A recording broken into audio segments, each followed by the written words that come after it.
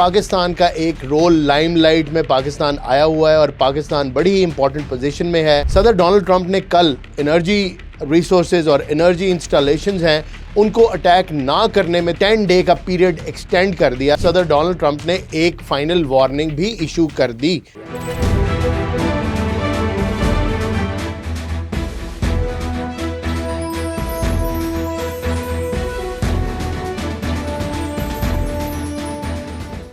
बिस्मिल्लाहिर्रहमानिर्रहीम।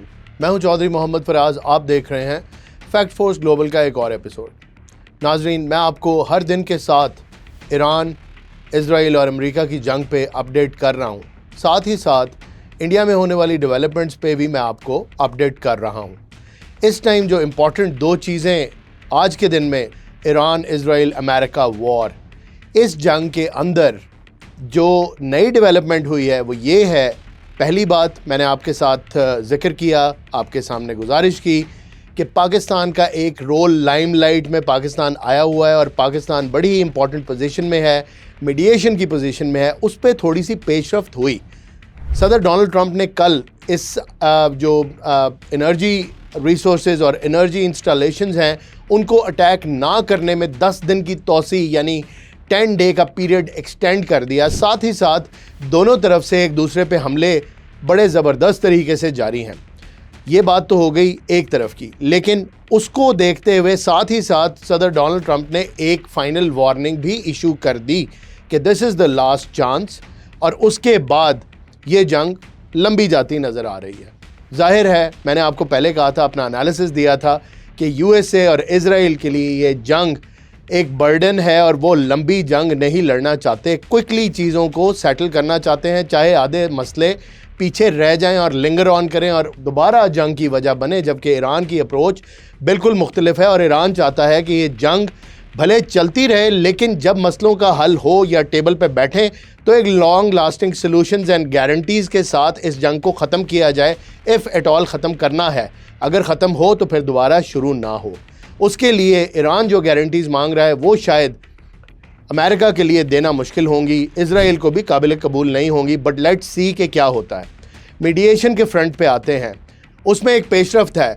इजिप्ट, तुर्किया और Saudi Arabia के फॉरेन मिनिस्टर्स इस्लामाबाद आने वाले हैं। हम मंडे को आपके पास अपडेट्स के साथ दोबारा हाजिर हो जाएंगे। बहरहाल अब तक की सिचुएशन ये है, there seems to be a progress on that front, और अगर ये कुछ ना कुछ मोमेंटम इसका बनता है तो बहुत ही अच्छी बात है। साथ ही साथ आपको ये भी अपडेट करता चलूँ कि सदर डोनाल्ड ट्रंप ने MBS के बारे में, मोहम्मद बिन सलमान जो क्राउन प्रिंस हैं सऊदी अरेबिया के, उनके बारे में एक बड़ी डेरोगेटरी सी स्टेटमेंट दी। आप सब ने वो स्टेटमेंट सुनी, किस माय एस वाली, और बहुत ही ज़्यादा मैं तो कहूँगा कि ऐसी लैंग्वेज एक अमेरिकन प्रेसिडेंट को एक क्राउन प्रिंस के बारे में यूज़ नहीं करनी चाहिए थी, स्पेशली अपने उस एलाय के लिए जो एलाय उनकी वजह से इस टाइम पे मार खा रहा है। बहरहाल ये एक आई ओपनर भी हो सकता है किंगडम ऑफ सऊदी अरेबिया के लिए और बाकी के गल्फ़ कंट्रीज़ के लिए, क्योंकि अगर वो ये समझते हैं डोनाल्ड ट्रंप, मैं उनकी बात का मुख्तसर सा खुलासा आपके सामने पेश कर देता हूँ, अगर वो ये समझ रहे थे कि सऊदी अरेबिया और मिडल ईस्ट ये समझ रहा है कि वो बाकी अमेरिकन प्रेसिडेंट्स की तरह होंगे, वीक प्रेसिडेंट होंगे, लेकिन नहीं, वो तो बड़े स्ट्रॉन्ग प्रेसिडेंट निकले और अब ये अरब लीडर्स अब उनकी खुशामद करेंगे, उनके तलवे चाटेंगे, तो ये बहुत ही ज़्यादा गलत टाइम पे गलत स्टेटमेंट था। मैं नहीं जानता कि इसका रिएक्शन कितना ज़्यादा या कितना कम आएगा, but we have to wait and see. बहरहाल अपने इत्तेहादियों को जिस तरह डोनाल्ड ट्रंप डील कर रहे हैं एक्सेप्ट फॉर इजराइल, वो आप सबके सामने बहुत ही ज़्यादा आया है।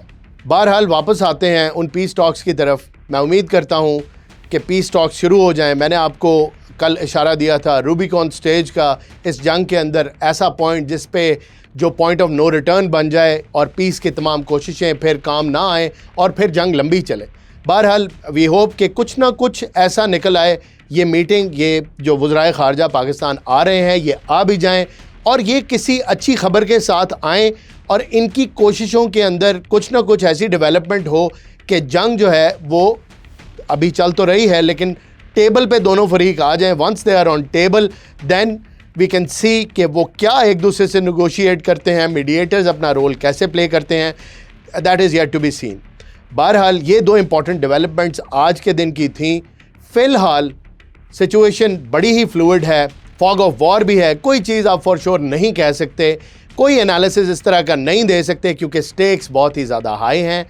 इसके अंदर बहुत ज़्यादा फैक्टर्स हैं, बहुत ज़्यादा मुल्क इन्वॉल्व हैं और ये चेस बोर्ड इंतहाई कॉम्प्लेक्स हो गया है। बहरहाल Pakistan is in the position of prominence, America is offending it's allies, और उसके बाद जो मिडल ईस्ट की बाकी कंट्रीज़ हैं वो they may be alienating the US like the western world, और उनकी बात को जैसे इनकार किया तो शायद अब वो वक्त आ गया है कि ये मिडल ईस्टर्न कंट्रीज़ भी सोचें कि इन्होंने अमेरिका के साथ चलना है कि नहीं। इस जंग की एक और बहुत ही सिग्निफिकेंट डेवलपमेंट ये है कि हूतीज़ यमन में उन्होंने ऐलान कर दिया है कि वो अब इस जंग का हिस्सा हैं।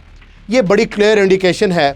जिन मुस्लिम ममालिक को ईरान बार बार कह रहा था कि वेस्ट का साथ छोड़ दें, ये अड्डे उनको वापस करें, और आपके लिए और हमारे लिए ये चीज़ बड़ी कंपल्शन बन जाएगी, बात उसी तरफ जा रही है, ख़तरा बढ़ गया है।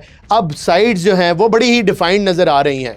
जो इस्लाम के नज़रिए पर रहते हुए वेस्ट के ख़िलाफ़, वेस्ट की इस पॉलिसी के ख़िलाफ़ मुल्क हैं वो इकट्ठे हो रहे हैं, और जो मुल्क इनकी तरफ इशारा भी किया, बड़ी स्टेटमेंट भी आई कि तुर्किया और बाकी यूएई और ओमान, कतर, बहरीन, ये सारे के सारे, और जीसीसी कंट्रीज़ और बाकी गल्फ़ नेशंस, इवन इजिप्ट, ज़ाहिर है तमाम रसद और जितनी मूवमेंट इजराइल की है वो इजिप्ट के थ्रू हो रही है। इजिप्ट अगर इसके अंदर उनको मदद ना करे तो, इजिप्ट और लबनान अगर मदद ना करें तो बड़ा ही मसला हो जाएगा। तमाम मुस्लिम ममालिक को इन दो मुल्कों ने फ़िलहाल और इनकी प्रॉक्सीज़ ने अल्टीमेटम दे दिया है। बहरहाल मैं अपडेट्स के साथ मंडे को आपकी खिदमत में फिर हाजिर होऊंगा। फ़िल वक्त मुझे इजाज़त दीजिए, अपना ख्याल रखिएगा, अल्लाह हाफ़िज़।